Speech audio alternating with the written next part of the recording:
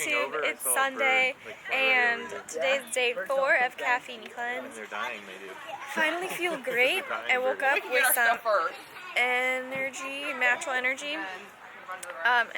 Yeah, this is the first time that I've been to church, like, not feeling tired and groggy, and it's not that I have this crazy amount of energy, it's that I just feel a lot more awake than I usually do, even with coffee, so it's a good feeling. I'm actually really digging this. It is a beautiful day out. Tomorrow's Labor Day, and we just got back from church and Starbucks with my dad and brother. Today is shoulder, chest, core day, and I figured I'd record it for you guys because I haven't recorded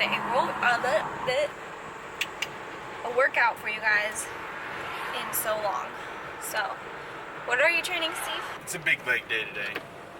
Got lots of calves. Got some quads and some hamstrings. Just going all after it. No regrets.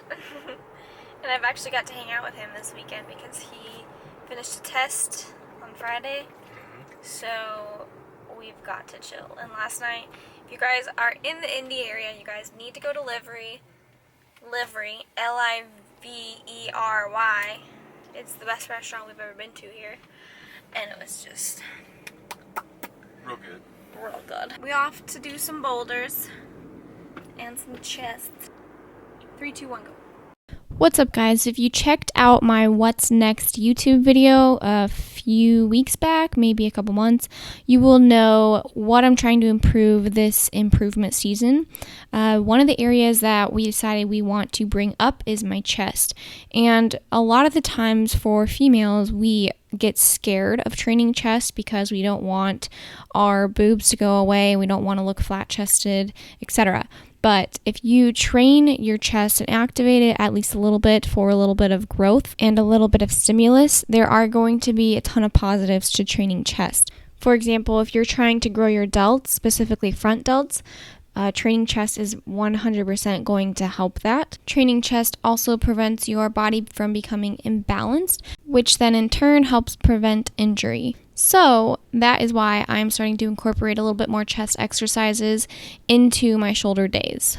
So the first exercise, I'm doing an incline chest press. With most of my heavier lifts, like a press, I'm going to progress the weight up. So I'll increase by 5 pounds each set. So let's say I start with 20 pounds and then I end up the second set doing 25, the next set 30, the next set 40. What you're going to do is push until you get about 10 or 12 reps for the first couple sets. And then for the last couple sets, since it is heavier, you're going to try and get in at least 8 to 10 reps. And this scheme can be used for any of your heavy lifts like squatting, hip thrusts, anything that you want to gain strength in. Going up in weight is going to help you gain that strength that you need. Again, talking about your heavier lifts, you're going to want to complete those at the beginning of your workouts because that's when you have the most glycogen in your system, which in turn helps with energy. So now you're going to want to move into seated dumbbell shoulder press. And for these, I do the same scheme. I go lighter at first and then heavier at the end for less reps. And how you know you're going too light is if you get to the last rep and you're like, hey, that was really easy. So if that happens to you, I would recommend to increase by at least 5 pounds and then try the same rep scheme and see if it impacts you. So the last couple reps, you should be really feeling it and it should be pretty hard to get up. You're then going to do bent over dumbbell rear delt flies. Now I lean back on the bench so that I have full support on my back while doing these, because this really helps isolate those rear delts. And another thing with rear delts is that you don't have to do the complete full range of motion to get full activation. You're then going to superset with seated unilateral lateral raises. That is a mouthful, but seated helps really isolate those lateral delts because you're not swinging as much as you are when you stand up. So you're focusing on one lateral delt at a time, and what you're going to want to do is go about 10 reps a little bit heavier, drop the weight by 50%, and then do about 10 to 12 more reps You're going to repeat this superset 4 times. Moving on to seated chest press machine. What you want to do with this is lean a little bit forward and kind of lean into the movement. You also want to make sure that your elbows are towards your body rather than fanning out. And you really want to focus on squeezing your chest to bring that weight up. The last few reps should be pretty hard because this is a very isolating movement. Alright guys, this is my favorite delt exercise right now.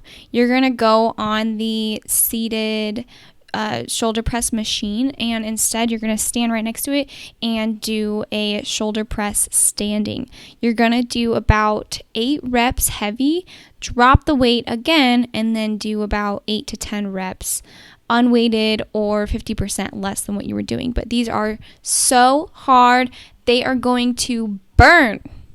Repeat this about 3 to 4 times. Moving on to unilateral upright rows using about 10 reps heavier and then about 10 reps lighter. I just love that scheme because it really helps me burn that muscle as well as try and gain that strength. It's a really great workout, and it's something that I've found to work very well. So I hope you guys also like this scheme and find it to work well for you. But as you can see, the lighter, I am not going all the way down full range of motion. I'm kind of keeping tension on that delt the entire time. Also, if you guys notice, my entire outfit is Gymshark, as per usual. So if you guys want to shop anything Gymshark, go ahead and click on the link down below in my description, and that will take you right to the store. We don't earn commission off it or anything. It just kind of, is there for you guys to use. But there is some really cool things coming out, and watch out because there is a restock coming soon. What?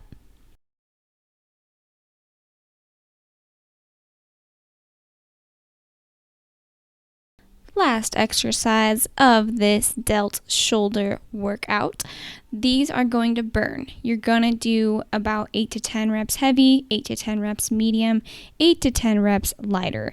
And let me tell you, these just absolutely kill. It's at the end of your workout and you're going to feel a little bit fatigued, but it feels so good when you're done. Push through. I know you can do it. And now we move on to core. Now, a lot of females want to get abs, so they simply start working abs. That is not how it works. You cannot see your abs unless you have a lower body fat percentage. But you should try and train them not frequently, but 2 times a week, 2 to 3 times a week, just to maintain a healthy, strong core. And honestly, it does help build your core as well. You're not going to get these, crazy 10 packs from doing cable crunches or anything along those lines, but training your core is going to help you when you cut down that body fat. But yes, I just did leg raises. Those are so great. They're the worst because they hurt, but they're honestly, I have found them to be one of the best for myself and for my clients. They're just so good for strengthening your entire core, especially lower core. And then you're going to move on to wood choppers. Now these, you want to focus on using your obliques. So set the cable high so that you can do sort of a diagonal movement rather than going side to side, because going side to side is going to build your side up rather than try and strengthen your oblique muscles. I see a lot of people in the gym go side to side, and it is not beneficial for what most females are trying to achieve, that small waist look. That's actually going to build your waist out. So doing crossover movements like this is going to help ensure you're building those obliques rather than those side muscles.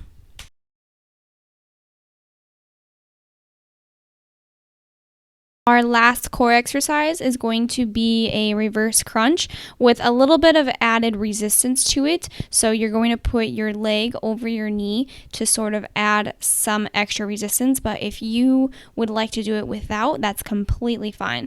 You're going to do about 10 to 12 reps on each side, and boy, do these burn. They don't look too hard, but at about the 10th rep, you're going to be feeling it. Also, make sure you're breathing and contracting the entire time.